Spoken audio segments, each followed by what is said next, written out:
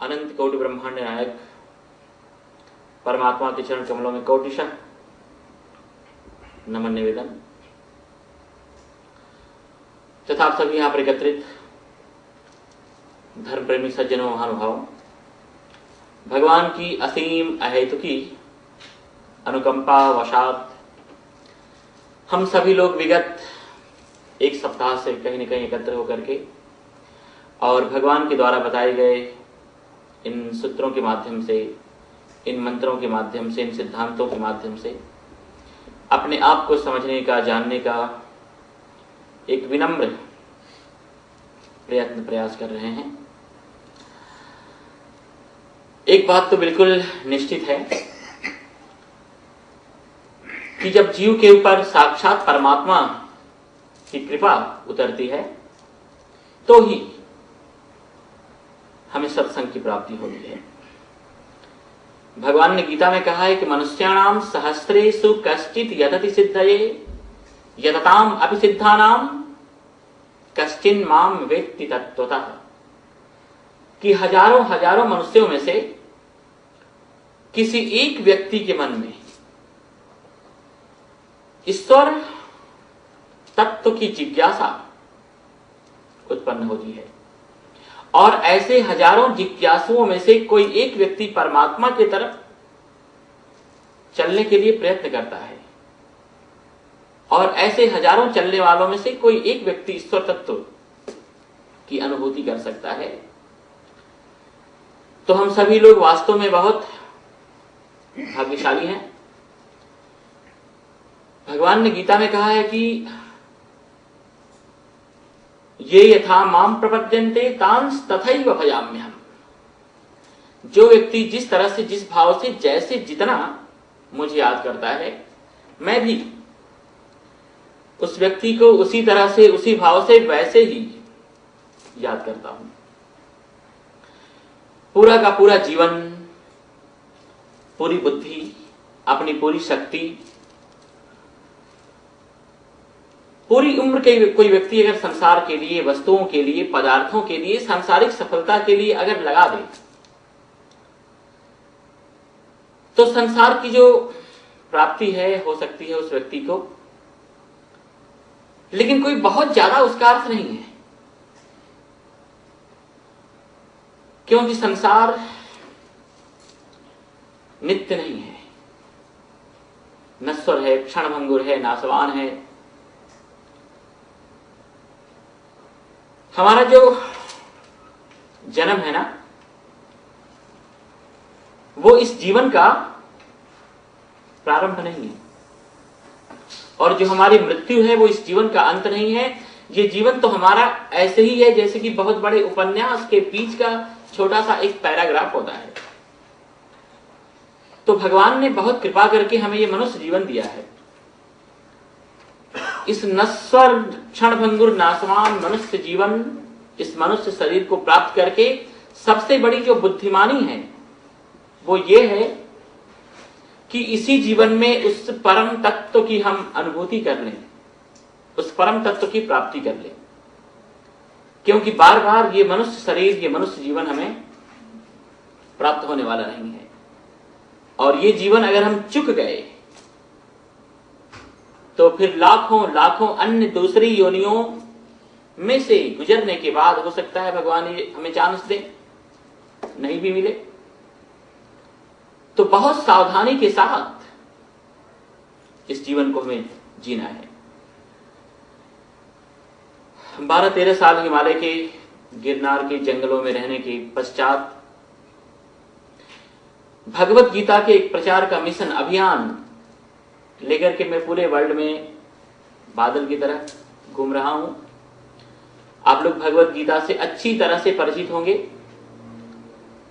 भगवत गीता एक ऐसा अद्भुत, विलक्षण और अनुपम शास्त्र है जो केवल एकमात्र हमारे जीवन की बात करता है। इस जीवन को किस तरह से हम जीवंत बना सकते हैं, इस जीवन को किस तरह से हम पूर्ण बना सकते हैं, इस जीवन में प्रत्येक व्यक्ति किस तरह से कंप्लीट स्वास्थ्य को प्राप्त कर सकता है, हम अपने जीवन में किस तरह से शांति को प्राप्त कर सकते हैं, किस तरह से अपने जीवन में हम प्रसन्नता को प्राप्त कर सकते हैं, किस तरह से हम उस अखंड आनंद की अनुभूति करके और जीवन की जो सार्थकता है, ईश्वर तत्व की प्राप्ति, अनुभूति, भगवान का दर्शन, उसे प्राप्त करके और इस मनुष्य जीवन को हम कृतार्थ कर सकते हैं। तो इसकी एकमात्र विधि, इसकी पद्धति, इसकी कीमिया, इसका आर्ट, इसका रसायन भगवान ने भगवत गीता के अंदर हमारे लिए रखा है। तो जीवन को कंप्लीट, संपूर्ण बनाने वाला ये बड़ा अद्भुत विलक्षण शास्त्र है भगवत गीता। भगवत गीता ने उन सभी तत्वों के उन समस्त विधियों को अपने अंदर समाहित किया हुआ है। बहुत संक्षेप में आप सभी लोगों को हम बताना चाहेंगे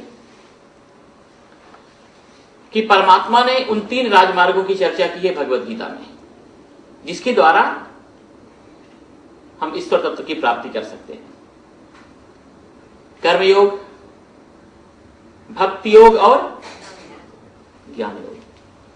भगवान ने वैसे तो भगवत गीता में 2 ही प्रकार के मार्ग बताए हैं। भगवान ने कहा कि हे पार्थ, लोकेस्मिन द्विधा निष्ठा पुरा प्रोक्ता मया नघ, कि पूरे वर्ल्ड में, पूरे संसार में हमने 2 ही ईश्वर तत्व की प्राप्ति के राजमार्ग बताए हैं, कर्म का मार्ग और दूसरा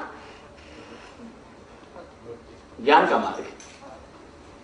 भगवान ने भक्ति को मार्ग नहीं माना है। अन्य दूसरे शास्त्रों में जरूर भक्ति को स्वतंत्र मार्ग माना गया है। जैसे रामायण में गोस्वामी जी ने लिखा है कि भक्ति स्वतंत्र सकल गुण खाने की भक्ति जो है वो सब स्वतंत्र एक मार्ग है। लेकिन परमात्मा की जो खुद की वाणी है, भगवान के जो खुद के विचार हैं, उसमें भक्ति को भगवान ने स्वतंत्र अलग से मार्ग नहीं बताया, बल्कि परमात्मा ने कहा कि भक्ति जो है वो अमृत की तरह है, भक्ति एक रसायन की तरह है। इस रसायन को, इस अमृत को जो है कर्म के अंदर भी हमें डालना है और ज्ञान के अंदर भी हमें डालना है। क्योंकि कर्म के अंदर अगर भक्ति नहीं रही, अगर प्रेम नहीं रहा, तो वो कर्म अहंकारी हो जाएगा। ज्ञान के अंदर अगर भक्ति या प्रेम नहीं रहा, तो वो ज्ञान शुष्क हो जाएगा, नीरस हो जाएगा। हां, भक्ति भी अगर अकेली रही तो निष्क्रिय हो जाएगी। तो इस तरह से परमात्मा ने भगवत गीता में कहा है कि कर्म, ज्ञान और भक्ति तीनों का ही हमारे जीवन में जो है वो संगम होना चाहिए, समन्वय होना चाहिए।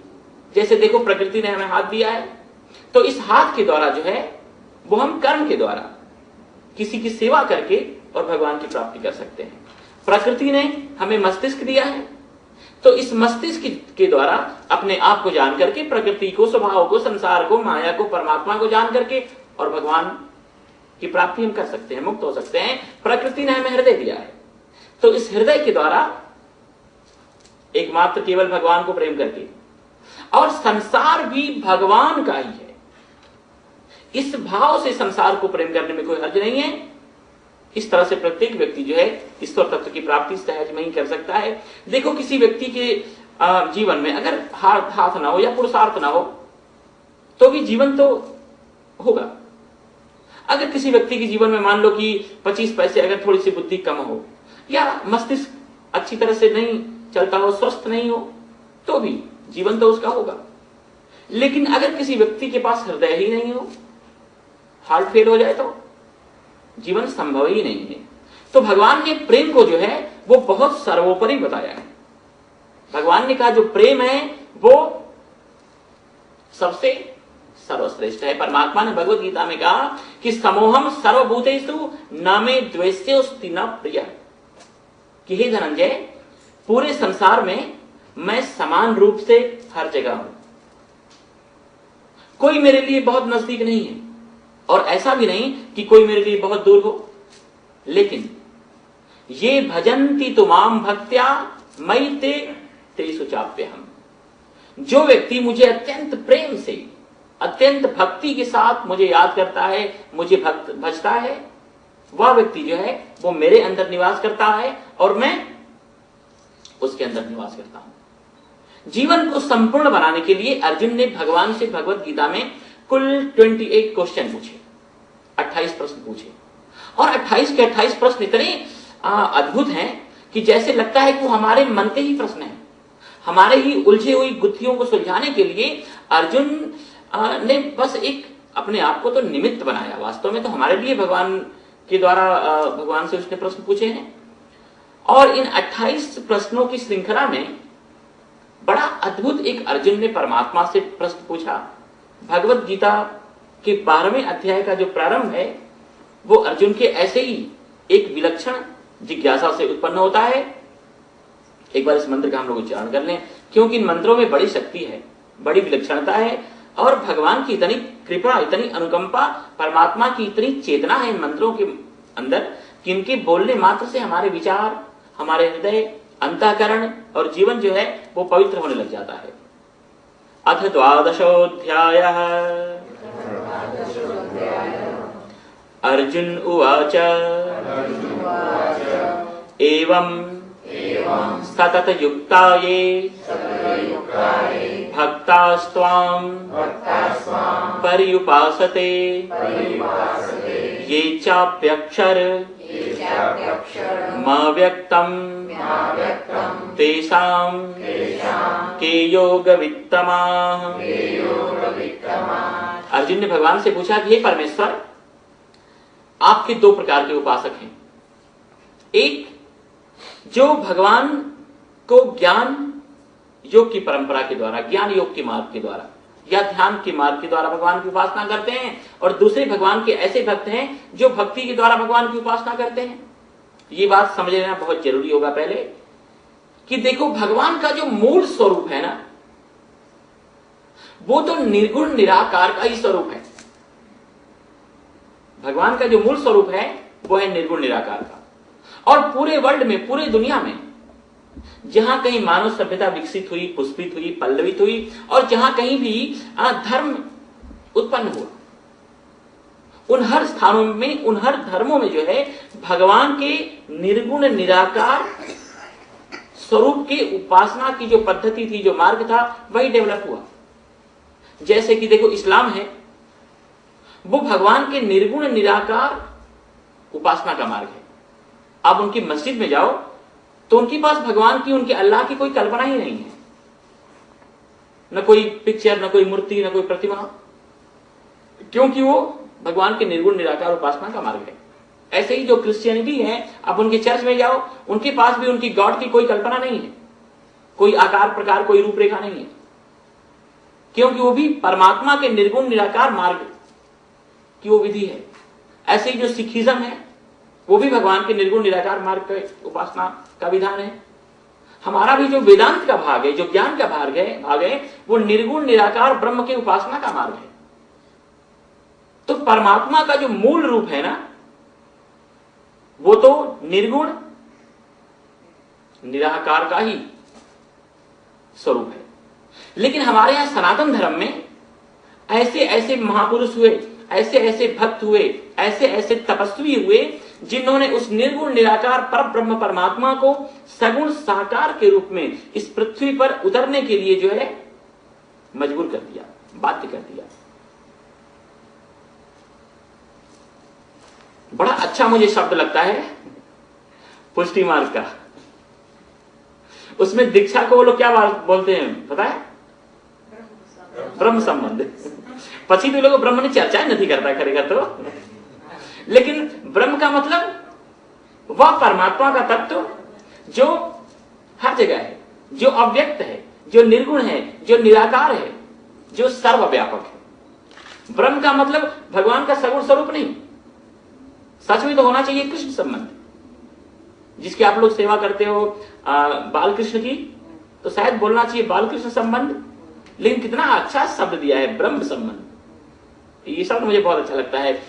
इसका एक्चुअली रियल में तो इसके पीछे जो लक्ष्य है, जो भाव है, वो यही है कि जिस परमात्मा की आप सेवा कर रहे हो, उपासना कर रहे हो, जिस भगवान के साथ आप जुड़े हुए हो एक स्वरूप को लेकर के, उसका वास्तविक स्वरूप कौन सा है?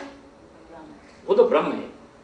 ब्रह्म का मतलब सगुण नहीं, ब्रह्म का मतलब साकार नहीं, ब्रह्म का मतलब एक जगह स्थित नहीं, ब्रह्म का मतलब जो सर्वव्यापक है, जो हर जगह है, जो एवरीवेयर है। तो अर्जुन ने पूछा कि हे परमेश्वर, आपके दो स्वरूप हैं, एक निर्गुण निराकार का स्वरूप है और दूसरा एक सगुण साकार का स्वरूप है। तो दोनों ही प्रकार के आपके भक्त हैं। कुछ भक्त ऐसे हैं जो ज्ञान मार्ग के द्वारा, जो ध्यान मार्ग के द्वारा आपके निर्गुण निराकार की उपासना करते हैं, और दूसरे कुछ भक्त ऐसे हैं जो प्रेम के द्वारा, जो भक्ति के द्वारा आपके सगुण साकार रूप की उपासना करते हैं। तो दोनों में सबसे ज्यादा सर्वश्रेष्ठ कौन है? दोनों में से सबसे ज्यादा उत्तम कौन है? आपको कौन ज्यादा अच्छा लगता है? तो भगवान यहां पर बड़ी मुश्किल में पड़ गए। भगवान की यहां पर ऐसी स्थिति हो गई कि कोई व्यक्ति किसी मां से पूछे कि एक तुम्हारा बालक, एक तुम्हारा बच्चा जो दूर यूनिवर्सिटी में रहकर के, कॉलेज में रहकर के पढ़ता है, और दूसरा जो तुम्हारे साथ अभी तुम्हारे गोद में बैठा हुआ है, खेल रहा है, उन दोनों में से सबसे ज्यादा श्रेष्ठ कौन है? उन दोनों में से सबसे ज्यादा प्रिय तुम्हें कौन है? तो मां क्या जवाब देगी? मां कहेगी देखो दोनों ही मुझे पसंद है, दोनों ही मेरे पुत्र हैं, दोनों ही मुझे प्रिय हैं। तो मां के लिए बहुत मुश्किल हो जाएगी। तो ऐसी ही मुसीबत में जो है यहां पर भगवान पड़ गए। भगवान ने कहा अर्जुन पहले मेरी बात सुन, पहले तो तुम देखो कि किस तरह के लोग मेरे मत में, मेरी दृष्टि में ज्यादा सर्वश्रेष्ठ हैं। और भगवान ने इतना सुंदर जो है वो दर्शन दिया। भगवान ने कहा कि दुनिया में कोई भी व्यक्ति चाहे क्यों ना हो, अगर उसको भगवान की तरफ चलना है, उसको अगर ब्रह्म तत्व की उपासना करनी है, उसको अध्यात्म के मंजिल तक पहुंचना है, तो उसके अंदर इतनी क्वालिटीज होनी ही चाहिए। अगर ये क्वालिटीज हैं तो आप भगवान के नजदीक जा सकते हो, चाहे किसी संप्रदाय के हो, चाहे किसी धर्म के हो, चाहे किसी भी पंथ के हो, चाहे किसी भी मार्ग के फॉलोअर क्यों नहीं हो, कोई फर्क नहीं पड़ता है। ये चीजें जो हैं वो आपके पास होनी ही चाहिए। एक बार इस मंत्र का उच्चारण कर लो। श्री भगवान उवाच मय्यावेश्य मनो ये माम नित्ययुक्ता उपासते श्रद्धया परयोपेता ते मे युक्त तमामता।